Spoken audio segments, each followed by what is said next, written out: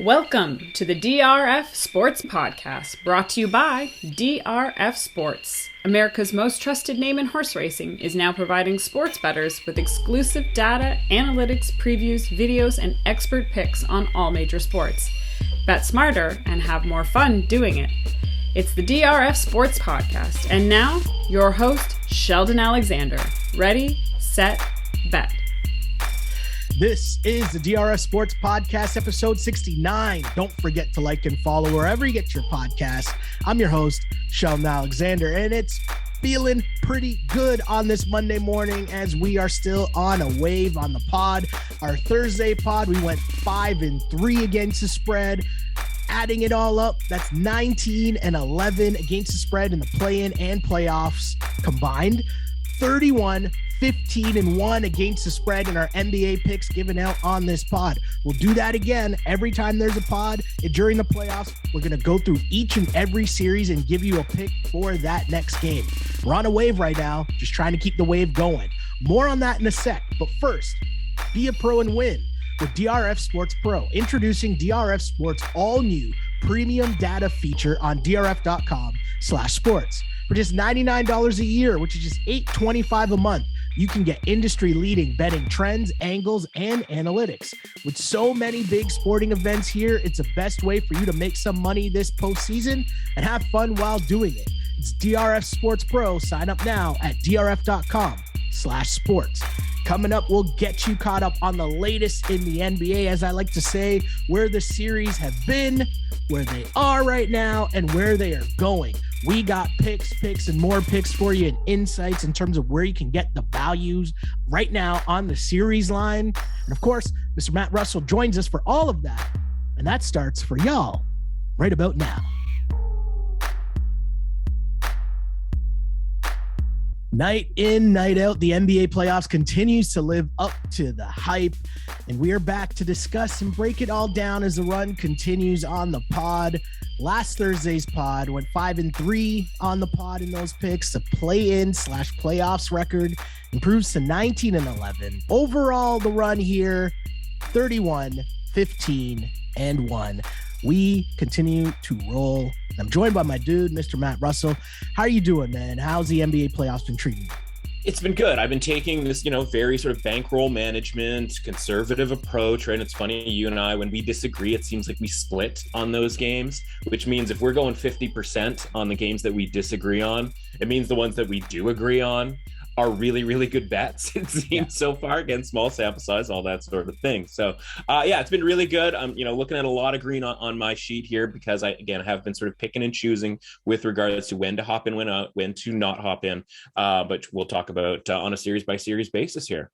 Yeah, and pretty much what we've been doing is when we do the pod on Monday or on Thursday, we basically just look ahead to what games the NBA will be on by the time the next pod pops up, and obviously what lines are available. And for every series except the Nets, I guess the Nets are behind everyone else. So we'll be giving out game 5 picks, but game 4 picks for the Nets series. Of course, we're going to start there as the Celtics and Nets series continues. Boston leads 3-0. Game 3 in Brooklyn. The Nets were favored by 3.5 points. And on this pod, we sat here and I said the Nets were cooked. It's just a horrible matchup for them. KD struggled. Kyrie's MIA. Ben Simmons is still doing fashion shows on the sidelines. And the Celtics win in Brooklyn 109-103 to take a convincing 3-0 lead. And if you just listen to the quotes from Kyrie, even after game 2, much less now after game 3, it just sounds like it's 1, 2, 3 Cancun mode. I don't know where you stand in this, but heading into game 4, it's Nets favored by 1. And I got to be on the Celtics here because, the Nets have done absolutely nothing to show any will, any want, any sense of adjustments. Like, they're done. They're planning trips to Cabo right now.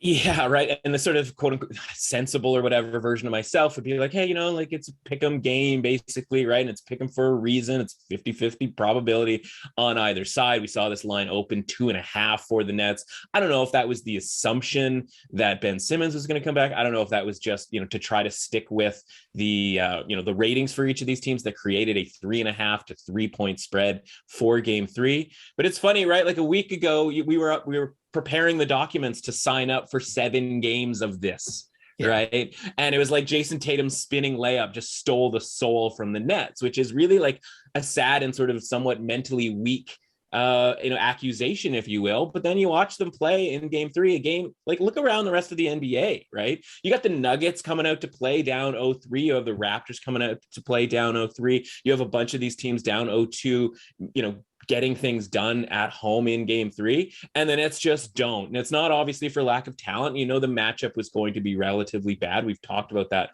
for the last week. So, you were on it as far as just being like, this team stinks, and they don't have the heart for it. And I'm like, and I was looking, I'm like, well, they're gotta get one here, right? And as long as Ben Simmons doesn't come back, I will be betting the Nets. And I did, and it was actually one of the few losses that I had from this past week. But it was one that I was like, yeah, okay. Like that was as bad as it's going to get as far as like making a pick and just being incorrect, because again, we were very close to having the Nets win both of those two, games individually, right? Now, who knows if they win the first game, are they even, do they even care about the second game, right? Does the game play out the same way? I'm of the opinion that it doesn't, right? These games aren't played in a vacuum.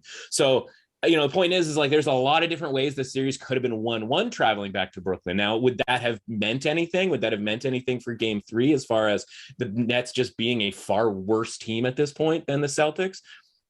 Probably not, right? If you can't get it up for 0-2, why would you get up for this game, right? And so I'm looking at that. That was going to be my question for you, right? How is this not a 1-2-3 Cancun situation? So, yeah, I think the only bet right now, we don't have any series plays or anything like that still alive going in this game. I think the only bet right now is just take the Celtics here to execute the Nets here live on the court in Brooklyn here on Monday night. Yeah, I mean, the weird thing is, right, it's not even that Brooklyn sucks. Like, I know they have Kevin Durant, they have Kyrie Irving. It couldn't have been a worse matchup, right? Like, the Celtics have the best, like 6'9" guys in terms of Jaylen Brown and Tatum to guard KD. And then the rest of their team are either super small guards and then either Claxton or Andre Drummond. Right. And that's just a bad matchup. Like, you need a Dragic, Seth Curry. Like, you're asking Dragic, Seth Curry to guard like Jaylen Brown. Like, that's not going to work, right? And you're trying to bring up Blake Griffin, right? Like, they brought in Blake Griffin to give him a spin. That's just the desperation.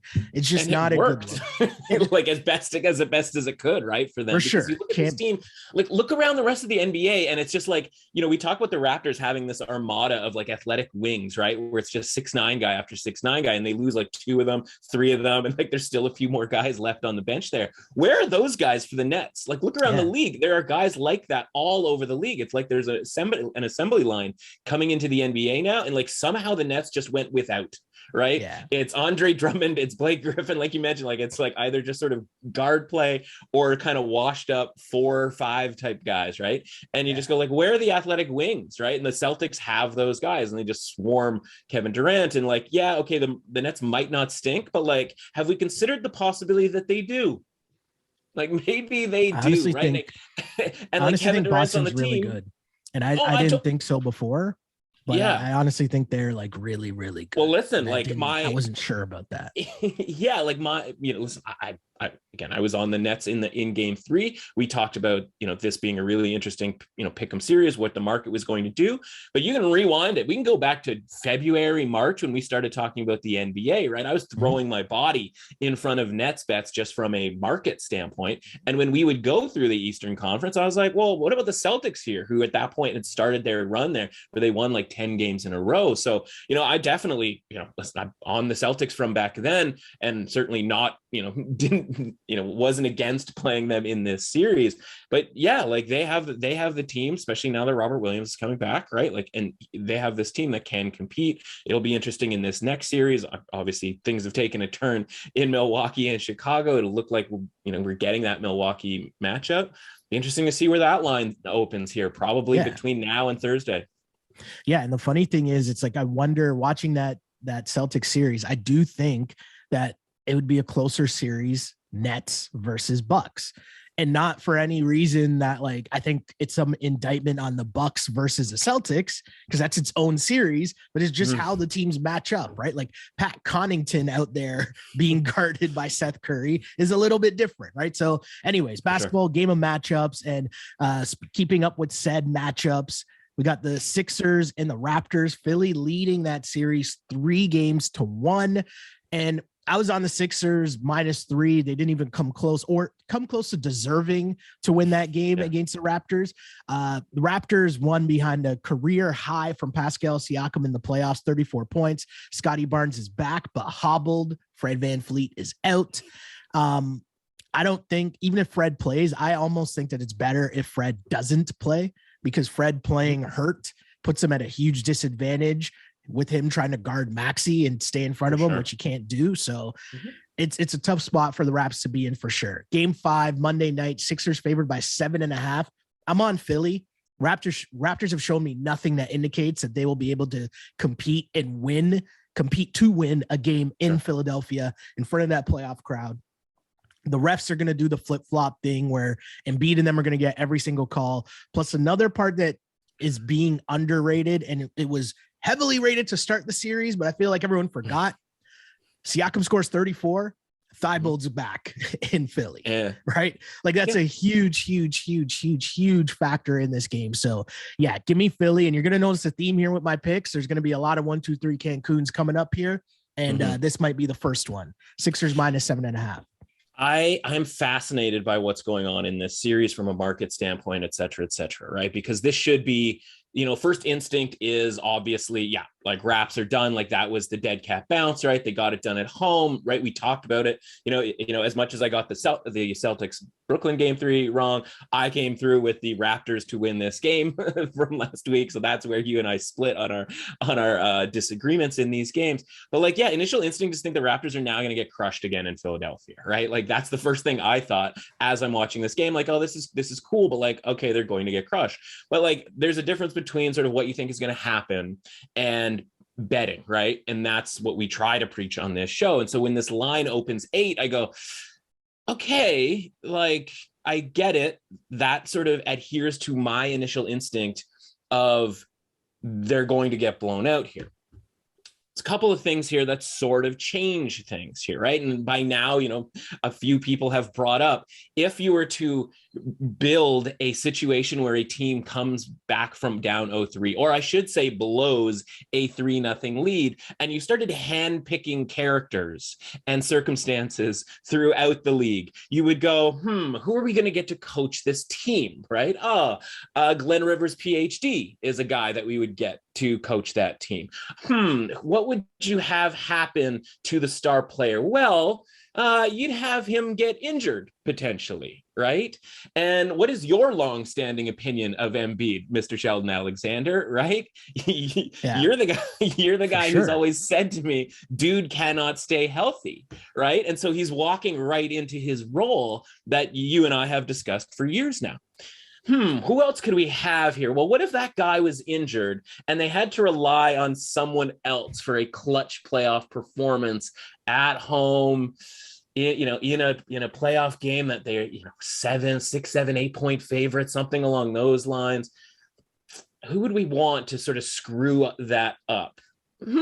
James Harden is walking through that door as the next draft choice along the way, right? And so it's setting up man, this is their opus, right? For these 3 guys to do what they do. And as the saying goes, right? When people tell you who they are, believe them, right? And so why would I start laying points on a team that has these characters involved? And so then I go and I look at the market here and I go, okay, what are we supposed to do here for best value? Right. And I think on the surface, sort of not on the surface because we're going a little bit deeper than the surface here.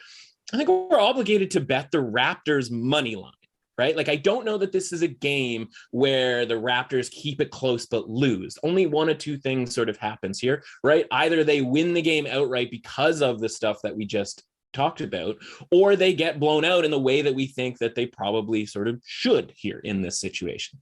And then you go, okay, well, if they were to win this game, right, and we collect our plus 250 on the money line, well, what happens next? Well, the answer obviously is it goes back to Toronto for game 6. And it goes back to Toronto where, as mentioned, right, Matthias Thybulle is no longer, in play here. Another day of Joel Embiid's injury. Now, the situation with Embiid's injury here is, he gets injured in game 3. they have 2 days off. On the second day off is when we start to hear about the Embiid injury, right? The Friday, sort of late Friday, that news kind of comes out. Then he plays on Saturday. And so, he's hobbling, he's not hobbling around, but he's like, favoring the hand, and my hand hurts, right? And he starts complaining about the officiating. And what happens? What's the indicator of a team when they're complaining about the officiating, right? That's desperate times. That's a little panic in there when you start pointing fingers at the referees, especially when you've been getting calls the way that Philadelphia was, certainly in the first 2 games at home, but also in that third game. And so there's a little bit of panic in there as Embiid's out there and he can't really shoot, right? He's not even attempting 3-pointers or really long shots, et cetera, et cetera. And so I just look and I go, okay, well, this game is being priced like Embiid is fine.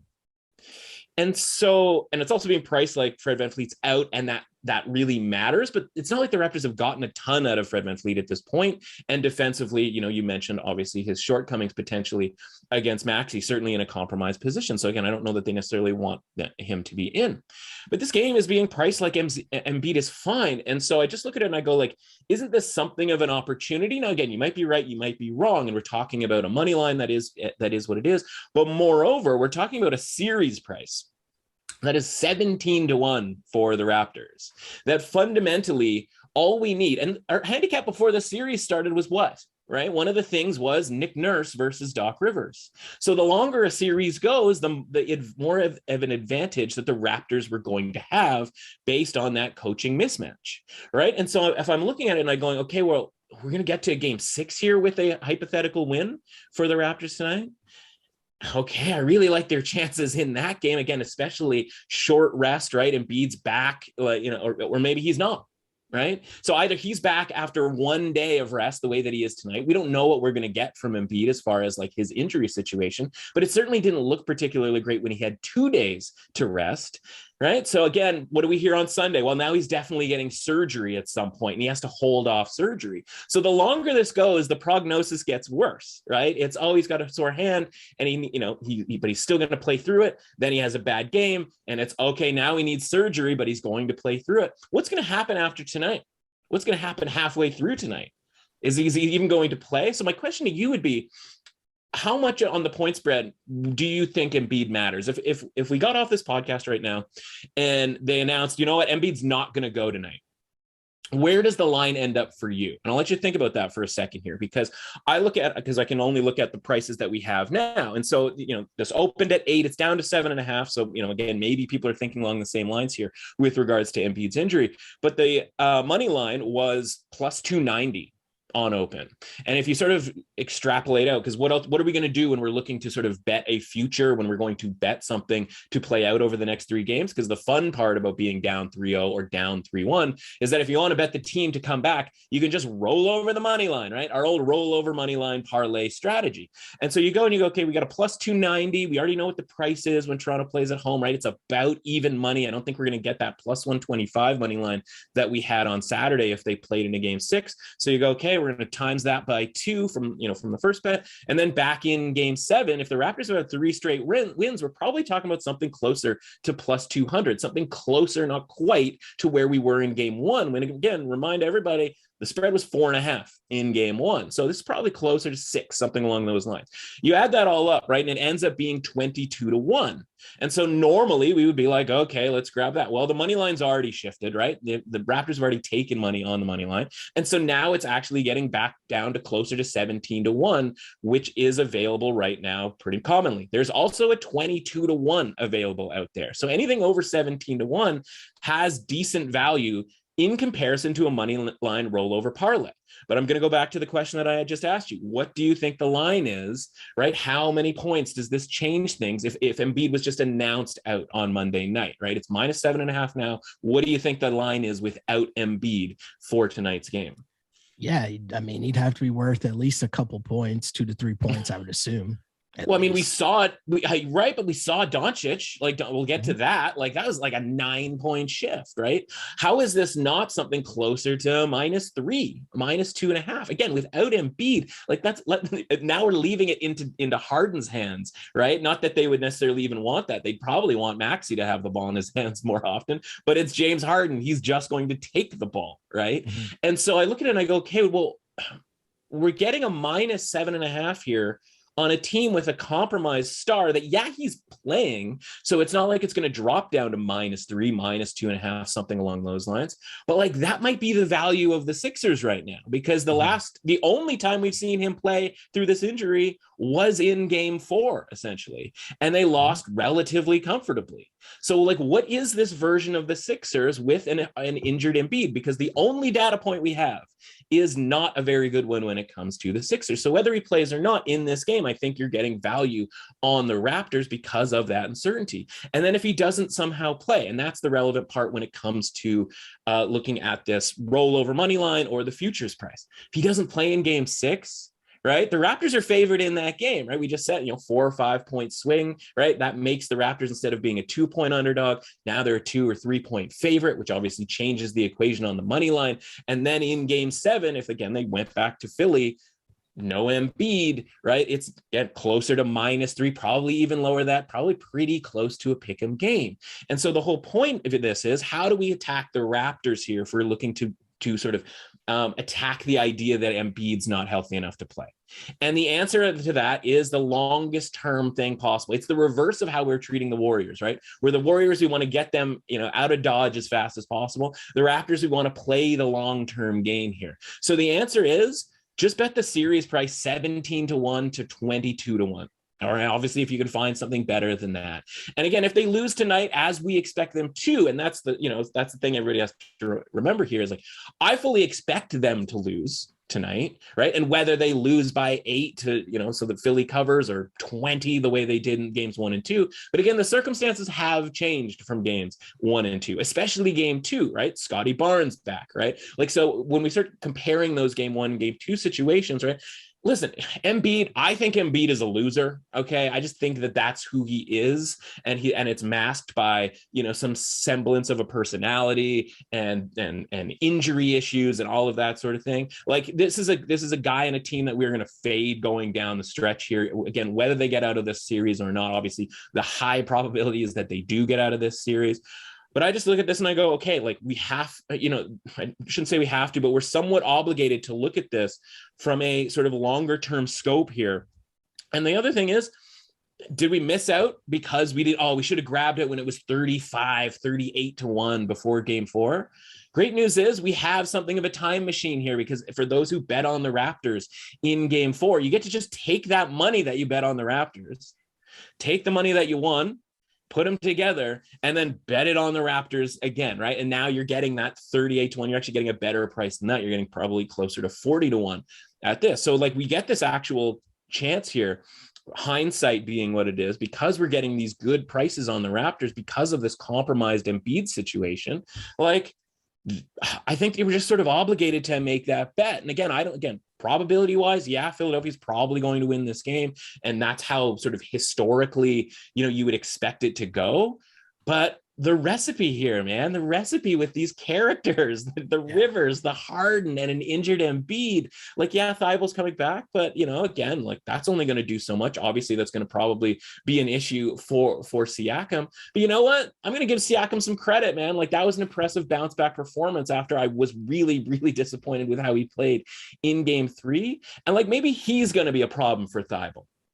Right? If this is a guy who's sort of an all-star type player, a potential all-NBA type guy down the road here, like, maybe he's going to be the problem, because we do it all the time in the NFL where it's like, okay, wide receiver X, oh, he's got Jalen Ramsey this week. And it's like, well, he still might be able to compete with Jalen Ramsey, right? Like, Siakam might be able to get something done here. And it's the other guys, right? It's the Trent. Again, speaking of things that have changed, right? Gary Trent, right? Healthier than he was back against in Philadelphia. And so there's a lot of things that have swung since those 2 games back in Philadelphia.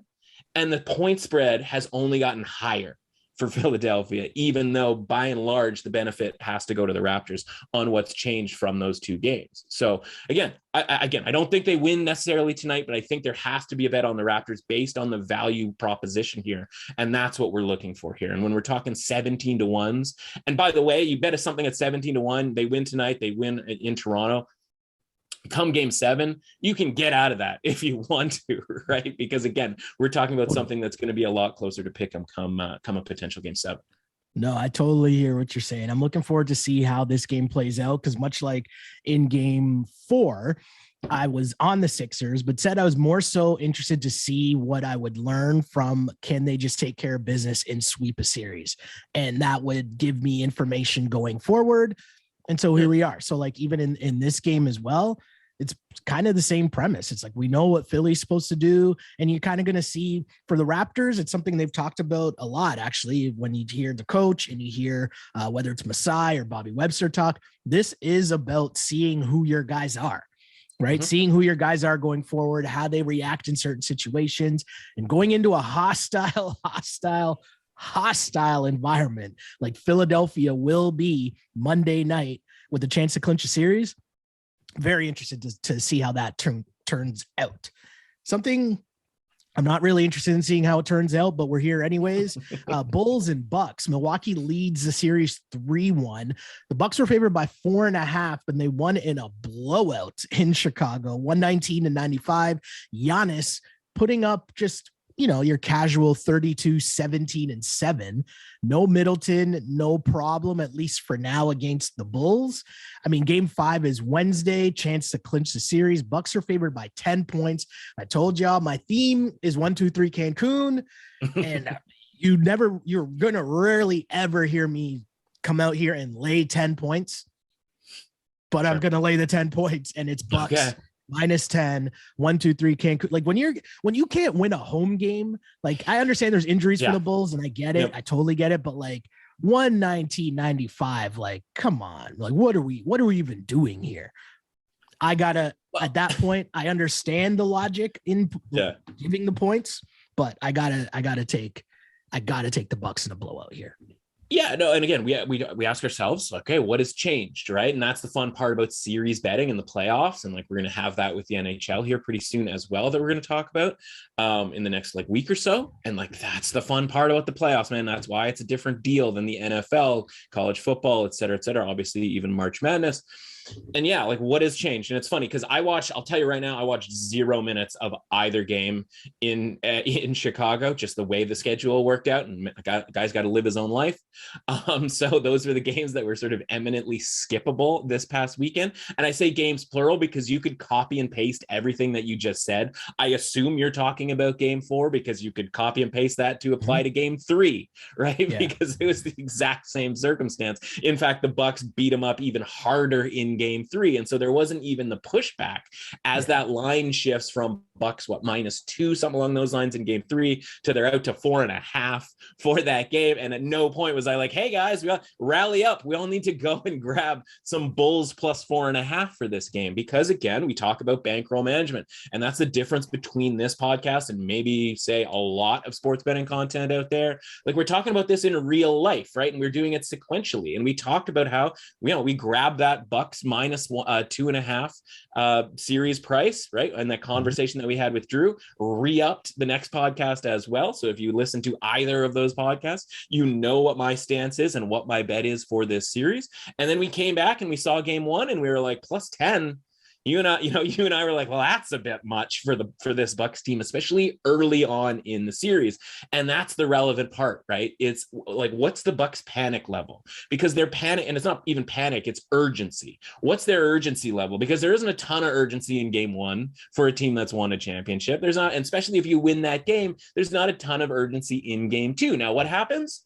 They slip, right? They lose one in game 2. And you go, okay, well, now we got to really get it together here. And Middleton's out. And you and I talked about, okay, well, when do you need Middleton? When is he going to matter in this playoffs? And the answer is twofold. He's going to matter against really good teams, right? Because you need him to come through in 4 out of 7 games against really good teams. The Bulls are not that.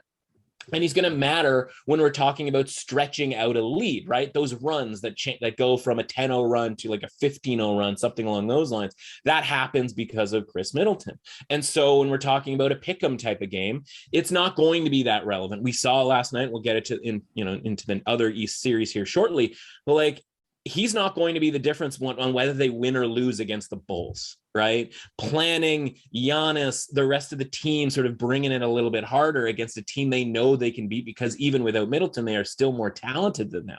He's not going to be the difference between whether they win or lose. He's going to be the difference between whether they cover a big number or they don't. But again, the difference here is games 1 and games 2, there was not a lot of urgency. And you and I hopped on the Bulls. And so from a series standpoint, we're sitting there with a -2.5 series price that looked very dicey when the Bulls won that game 2. But we also managed to get a couple of units in our back pocket there when we took that +10. And so when we got to games 3 and 4, I didn't need to do anything. Like I said on the podcast on Thursday, I'm just sitting back hoping the Bucks win these relatively pick-a-me type games. Now, it turns out it couldn't have possibly been easier, and I didn't have to watch a minute of those games because, we got through that trip. And now guess what? Now we're sitting here with -2.5 on the series price, right? Obviously needing a 4-1 series victory. And I can't tell you if the Bucks are going to win this game tonight for sure. Nobody can. That's not how this works. That's not how sports works. But I can tell you that I like that I have my -2.5 series price at minus, I got the -155. It was available -170, basically right up until the first tip off. If you're sitting there with a -170, right, on a Bucks team that's a 10-point favorite, you don't need to do anything here either. And so then the question becomes, are we going to try to thread the needle for a third time this series and take the Bulls +10 and hope it lands in between and cash both? Nah, man. Why? Because the urgency, right? And they've shown that they can blow this team out on the road. Why would you ever take the Bulls in this situation, knowing that you have the Bucks already lined up here, that it's now a money line bet, right? Because we've gotten to the point where they're up 3-1 at home. That was the whole point of having that -2.5 series line bet. So yeah, hard pass on the spread in this game for me. And the 1-2-3 Cancun's continue as the Heat and Hawks. I mean, maybe it's not 1-2-3 Cancun, but it could be 1-2-3 South Beach for the Atlanta Hawks as they lose game 4 at home, 110-86. It's just straight whooping. No Kyle Lowry, even with Clint Capella back, didn't matter. Game 5 is Tuesday in Miami. I'm on the Heat -7 again. 1-2-3 Cancun appears to be the theme here that we're rolling with. And Trae Young has just had like a terrible series. And again, you're at home in a must-win game, 110-86, and the other team's starting point guard isn't even playing. Right. I mean, tough for me to have any faith here on the Hawks doing anything. Yeah, it's funny. You can take pieces from the other series and just apply it to this, right? And you look and you go, Celtics, really bad matchup for Kevin Durant because what they can throw at him defensively. Heat, really bad matchup for Trae Young because of what they can throw at him defensively, right? And we end up, and then you take, we talk about like these teams that are not showing up again, the Nets, for example, in game 3. Well, the Hawks did in game 3, right? Like that was the game that they were always going to get if they were going to get a game. And so that's why for me in game 3, you'll recall me saying I would never bet the Heat in game 3, which is funny because I never would have bet the Hawks in games 1 and 2. And like, as much as, you can say I'll never bet one side, does that mean you're betting the other side? And in the case of this series, I have not had a bet on any of these teams or either of these teams at any point. And I've been correct in every single game. Last night, I finally bet on the Heat because I was like, okay, that was the one game that the Hawks are going to get. And if we're going to talk about cultures here, right, we had the Raptors surviving culture. This culture is, okay, we got to actually just take them out here. And that's what the Heat did last night. And again, very sort of Chris Middleton-y when it comes to the Bucks. Same sort of deal here. Kyle Lowry goes out. The line comes down from 2 down to 1. Doesn't matter at all because everybody else steps up, right? And again, Kyle Lowry isn't going to be the difference between whether or not you beat a team that you are already more talented than, right? He is going to be the difference between whether you beat a team that might be better than you or about the same as you, right? You need all hands on deck for the second and third round. And honestly, isn't that why Kyle Lowry sat in that game, right? To keep him healthy or get him back healthy for against a team that they actually think they can lose to. And just the fact that that game on Friday was very close, right? Obviously coming down to the last shot. That's the indicator that game 4 wasn't going to be that close, right? Because if the Hawks have all these advantages coming home in game 3 and all of that, that whole angle, then obviously the fact that they only won by one is actually kind of a real detriment to that team. So I don't disagree with you again. I'm back on the never Hawks in this case for game 5, because honestly, like as the series progresses and they wear down Trae Young, it's just less and less likely that he's going to be playing well enough or have a good enough performance that he's going to be able to keep this game close. I think there's a very real possibility. Yeah. And it's a quick flight to Cancun from Miami. If Atlanta doesn't want to go back home, let's get those bags packed for a few days holiday here. Or maybe they just stay in Miami, because that's not a bad spot to be in anyway. Not a bad spot at all. A lot better than Utah. But hey, with that said, the Mavs and Jazz series evened up at 2 after the Jazz win 199 on alley-oop from Donovan Mitchell to Rudy Gobert. What a strange series. Jazz were favored by 5 in game 4. Now we're heading back game 5 in Dallas. Mavs favored by 3. And oh yeah, a guy named Luka Doncic came back and played, and the Mavs lost. So it's a very weird series indeed, but Dallas favored by 3 heading back home. I'm going to be on the Mavs. And the reason I'm going to be on the Mavs is I just think, with Luka coming back, like sometimes we forget how we talk about these games in terms of like either they're robots or we're talking about numbers, but like these are like human beings, right? So like the mentality of Luka's not there, here's how I have to play. And then a sense of, oh, Luka's back. And we all kind of relax a little, even though it's not Luka, even though there were some signs of there goes that man, to quote Mark Jackson, but still takes a little bit to kind of get back into sync and know what Luka can and cannot do. Either way, though, I'm on the Mavs at home -3. I feel like I'm on every favorite, which is not really a thing that I'm normally on, but I'm trying to separate it because, like, obviously not all of these things are connected, so to speak. But yeah, I'm on the Mavs. That's where I'm at. Yeah. And listen, I spent a lot of the series kicking myself about this because we've been listening to this podcast, right from the jump. I was like, why can't the Mavericks beat this Jazz team? Now, the game 3, speaking of setups, right, like was set up perfectly for the Jazz to win because, the Mavs get that for one of the first 2 games, as weird as it is to say, right? They get the split at home that they would have been content with. And then they go on the road, and in game 3, right, like they're like, oh, we don't need to bring Luka back here. And that's a perfect situation for the Jazz to win and cover. And they just do the absolute opposite. And you make a great point, because that's what that first half of game 4 was, right? Luka comes back and like, okay, everything's fine. And Jalen Brunson becomes a little less assertive, right? And a little more deferential to Luka Doncic. And then they go, okay, you know what? We're getting smoked here. We need to get back to what we were doing in this series. That, by the way, even if you look back at game 1, the Jazz covered, but it literally was 4 missed shots in the last minute by the Mavs at home, that even with that sort of secondary character, Mavs lineup, you got to make one of those shots. And if they make one of those shots, maybe they win, maybe they don't, but they certainly cover this 5.5 from game 1.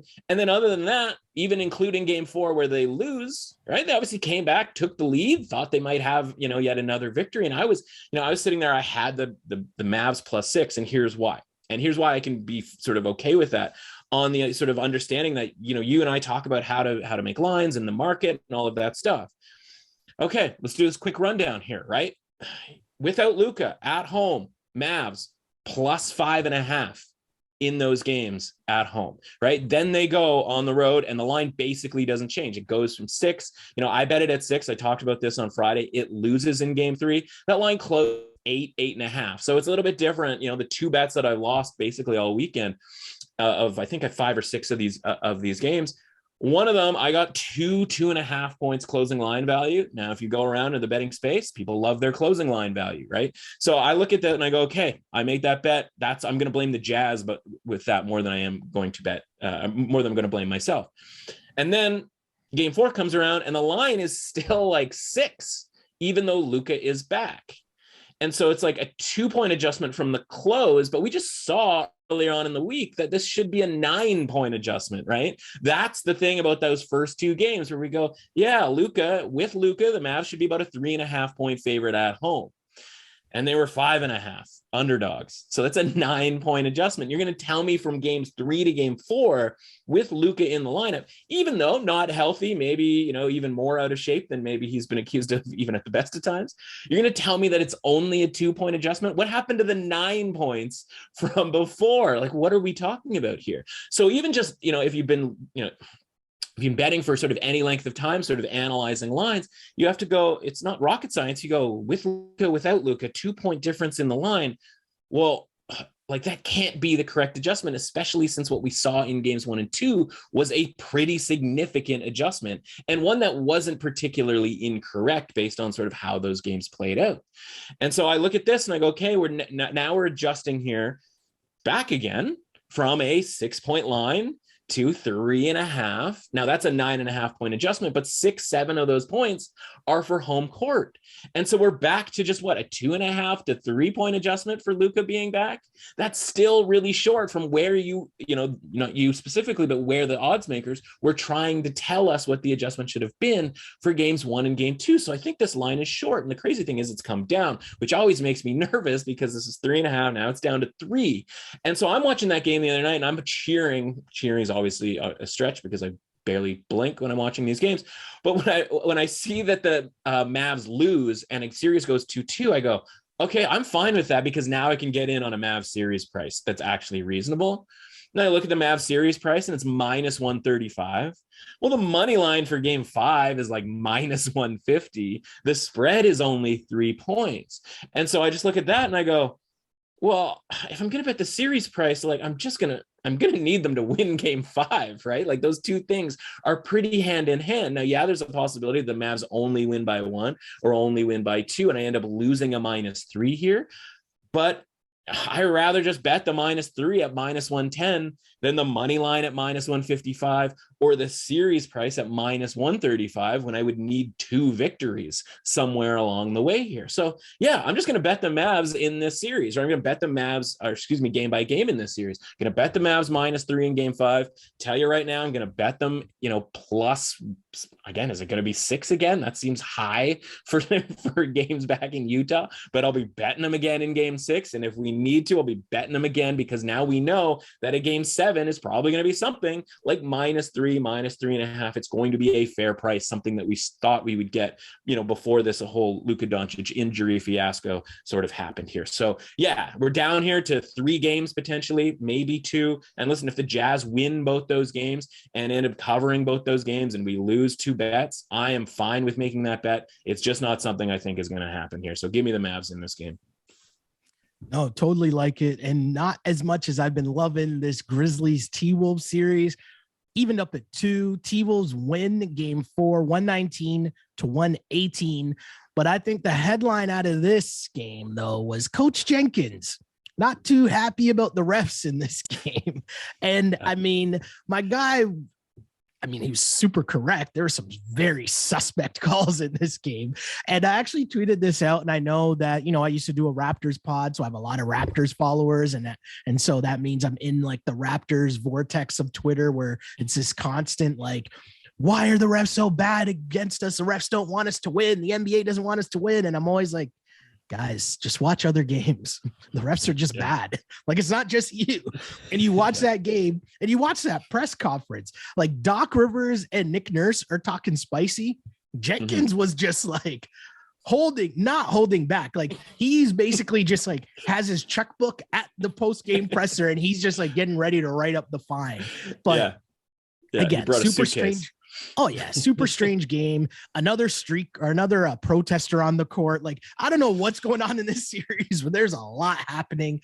Again, series tied at 2. Game 5 is in Memphis. It's -6 and it's a lot of points. And I really don't want to lay the points. I really don't.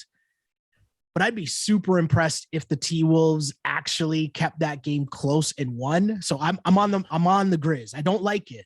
I really don't like it, but I'm on the Grizz. I'm laying the points just because I think that's too big of an ask of the T-Wolves to go into Memphis and not get blown out in that game. And honestly, it's not.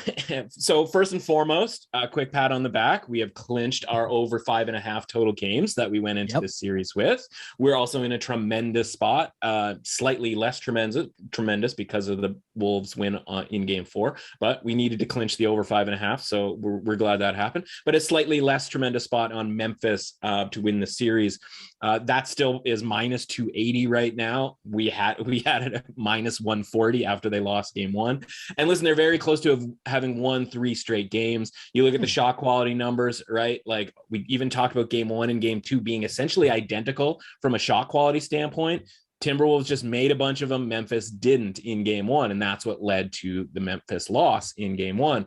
I think it's going to be a lot of the same, right? Like, why would I change my opinion? Nothing's changed that much. We talked about what's changed from early on the season, early on the series.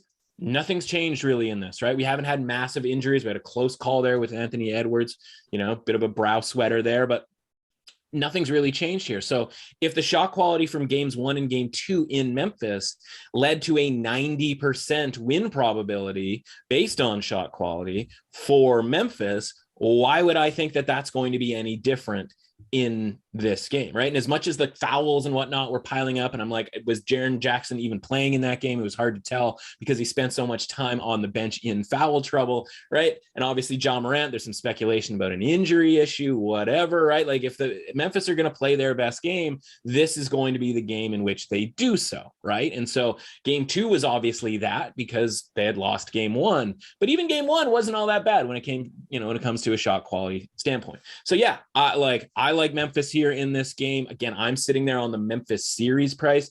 Is this enough for me? I've got a little little secret for everybody out there. Sorry, got to mention it. Grabbed a little Memphis plus 4.5 the other night and got there live. Was able to cash on both that and the over 5.5. So your boy, when it comes to the accounting, in this series, got a little extra money to play with. Am I going to lay it with Memphis here? Yeah, I absolutely am at -6. We're going to press our luck here with Memphis in game 5. I like it. We'll wrap things up here with the Warriors and the Nuggets. Warriors leading the series 3-1. They were so close. Maybe an Andrew Wiggins putback away from sweeping the Nuggets in game 4. But the Nuggets come away with the victory, 126-121. And we now head into a game 5 back home in Golden State. Warriors favored by 9.5. And this is me going back to 1-2-3 Cancun. This is the front running Warriors celebrating, Steph doing airplane sellies, Clay running around doing the Hulk Hogan, Draymond talking trash. Yeah, Warriors -9. Congrats to the Nuggets. You showed some fight. You got a nice home win. You got to celebrate. You got to spoil the party. Merry Christmas to y'all. But yeah, Warriors -9 in game 5. Yeah, don't need to say anything other than bankroll management, right? Same thing that we talked about going in. And that's why we didn't mess around with games 3 and 4. You're just going to get a split there, and felt a little best case scenario-y when you watch those 2 games for Warriors bettors. You get a split there, you drink a little juice, you hand a little bit back. When all we want, right, is Golden State -1.5 and Golden State -2.5 on the series line.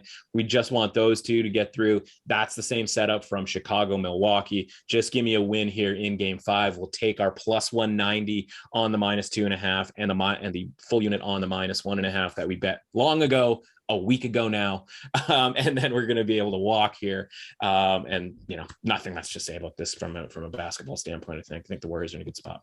Yeah, I totally forgot about the Suns and Pels, which I don't know how. It's like the game snuck up on me, like Alvarado be sneaking up on dudes behind us or behind Chris Paul trying to bring the ball up the floor. But series is tied at 2. Obviously, Devin Booker's injury has drastically changed things here. CP3 did his thing in game 3. A great cash out for sure. Game 4, though, Pels win 118-103 to even things up, and things have gotten super serious here. Suns are in a dogfight. I think the Pels actually truly think they can win this series, and they should truly think they can win this series.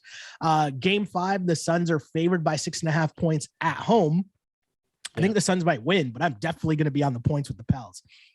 What they're able to do right now with McCollum, JV, Brandon Ingram, and even you're getting some Devontae Graham out here, getting some buckets for them. I don't know. The Pels, this is going to be a tough one. And if I can get 6.5 points, I'm going to take the 6.5 point with the Pelicans and just let it ride. See what happens here. See what happens. Yeah. And honestly, that's the attitude for me, is the see what happens situation, because we, hopped in on Pels in game 2, right? The +10 after staying on the sidelines for game 1. Then we were on the Suns in game 3. So again, from an accounting standpoint, as this stuff adds up, we're up 2 units on this series. I don't have anything series wise that I'm looking to play necessarily. I'm just going to watch this. And I don't want the Suns to lose, because I want this. And I think it's more interesting if they advance with, obviously, Memphis or Golden State here down the pipe. And again, that's an assumption on Memphis, by the way, that they can get through Minnesota. This is one where I'm just enjoying isn't the right word, because I feel really bad for the Suns, because this is a team that's it feels like everybody's second favorite team is the Suns, because who's got a bad thing to say necessarily about the Suns. So, not surprising, I thought I was so close to betting the Pels last night. And I know that's easy to say, but I was just but Chris Paul at the end of games. And so he's going to be able to pull some stuff out, which is why I don't really want to lay the points here when it comes to the Suns. But again, I'm not looking to back the Pels here on the road, even though, again, they've shown that they can win in Phoenix, and given that they did in game 2. So this is just a stay away from me. Again, I wish I could say I'm sitting back and watching this with an enjoyment. It's really more of kind of a horror show for me type of situation, where I don't really like what I'm seeing for the Suns, because I don't think they deserve, certainly one of their best players being injured and having that affect their chances. Yeah, totally tough spot for the Suns, and it's turned into a really, really, really great series. And how crazy is it that the series that everyone was looking forward to, Celtics and Nets, is basically in a position where that's been the games have been crazy, but it might end up in Sweep City, and series that we thought might end up in Sweep City haven't really ended up that way at all. It's what makes the playoffs great for sure. But I just want to go over a recap here, just because what we end up doing here, or what I try to do anyways, is hand out 8 picks in terms of what's going to be the next games coming up here once you're listening to the pod. So just to recap here, give me the Celtics in game 4 +1. In game 5, Raptors, Sixers, give me the Sixers -7.5. Bucks, Bulls game 5, I'm on the Bucks -10. Heat, Hawks game 5, I'm on the Heat -7. Jazz, Mavs game 5, give me Mavs -3. Grizzlies, T-Wolves game 5, give me Grizzlies -6. Warriors, Nuggets game 5, give me Golden State -9. And Suns, Pels game 5, I'm on the Pels +6.5. Trying to just keep the run going here. Obviously, that's 8 picks. We went 5-3 on last Thursday's pod. Again, sitting at 19-11 against the spread in the play-in / playoffs, and 31-15-1 against the spread NBA picks overall. Just trying to give the people some picks here. See how long this run can last, because we all know what goes up must come down. So get in while you can, kids. Mr. Matt Russell, where can the people find you online to follow everything that you be putting out into the world? Yeah, man. At MRussAuthentic on Twitter. I mean, shout out to the NBA for stretching that Nets Celtics series out so that it, wouldn't already be done, because it probably should be already done if they had played 4 games in a week like every other team. But at least they get an extra day out of the melodrama there when it comes to Ben Simmons and all that stuff. So shout out to them for that. Those kind of incredibly hot takes on Twitter at MRussAuthentic. We got some NFL draft stuff going right now, and of course we are just 1 week away from the Stanley Cup playoffs, which are going to be included in our conversations here in very short order. So excited about all of that stuff, because the NBA playoffs have started off nicely for us. All right. Thanks for stopping by. Thanks, pal. And if you want to follow me online, you can do so on Instagram at Sheldon Alexander and on Twitter at Shell Alexander. Don't forget to like and subscribe to DRF Sports Podcast wherever you get your podcasts. Also rate us, review us, like us, all that other fun stuff. But for more from this new project from DRF Sports, just a little reminder. If you're unfamiliar with the letters DRF, it stands for Daily Racing Forum. which has been around for over 100 years, giving you all of the horse racing information, data, and analysis. But now we've taken over the entire sports world. So if you want coverage on every football game, as well as the NBA, MLB, college sports, and more, head to drf.com/sports for all of the details and insights, as the site has all of the data on every game, including offensive and defensive stats, betting angles, line movements, key injuries, team stats, and more. The DRF data is what powers our power trends. So if you want to see which trends our analysts have selected, follow us on Instagram and on Twitter. If you want access to all of the raw data, drf.com/sports. That's where you can find the usual previews as we deep dive into the games. Of course, got you covered on this podcast. However you want your betting information, we've got you covered. Again, my name is Sheldon Alexander. That's all I got for now. But until next time, see ya. Thanks for listening to the DRF Sports Podcast. Please subscribe, rate, and review the show. For more sports betting advice, go to drf.com/sports and follow on Twitter at @DRF_sports.